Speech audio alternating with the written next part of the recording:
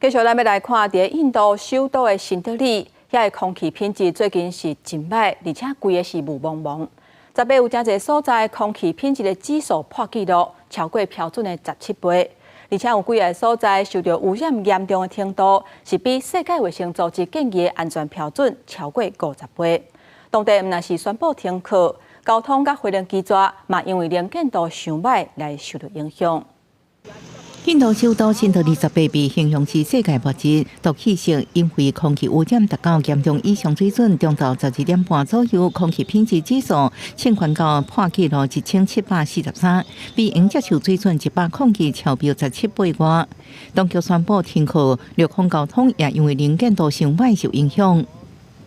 काफी दिक्कत हो रही है बहुत बीमारियां भी लग रही हैं लोगों को प्रदूषण की वजह से 动物园工作人员也最希望能压制一寡毒空气，就算空气歹，依然有真侪人去。不过，家人伫雾茫茫当中欣赏唱好。印度每年这季节拢是因为空气品质真歹，加出国际要闻。用手就是农民收割了后，为方便整理农地，凊彩烧掉草。